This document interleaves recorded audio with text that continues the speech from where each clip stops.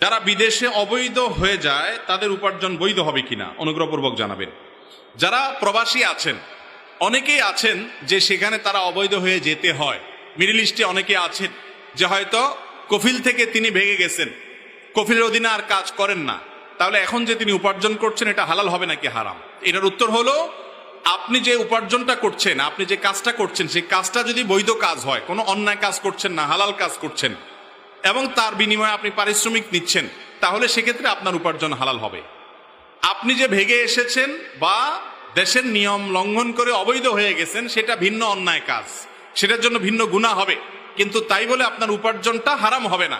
কারণ উপার্জনটা হবে শ্রমের বিনিময়ে পারিশ্রমিক নেওয়া, শ্রমদান দিচ্ছেন বৈধ খাতে, পারিশ্রমিকটা হালাল হবে। আর যদি আপনি অবৈধ কাজ করেন তাহলে আপনি সরকারের খাতায় বৈধ থাকলেও আপনার উপার্জন কি হবে? হারাম হয়ে যাবে।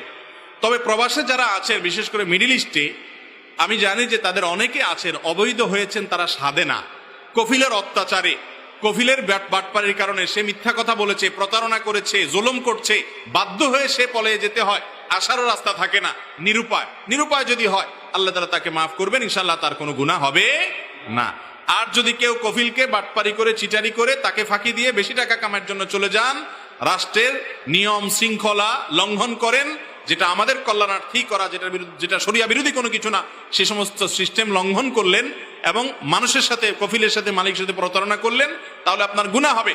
কিন্তু তাই বলে উপার্জন হারাম হবে না। উপার্জনের হালাল হওয়ার সম্পর্ক, হারাম হওয়ার সম্পর্ক হলো কি শ্রম দিচ্ছেন সেটার সাথে।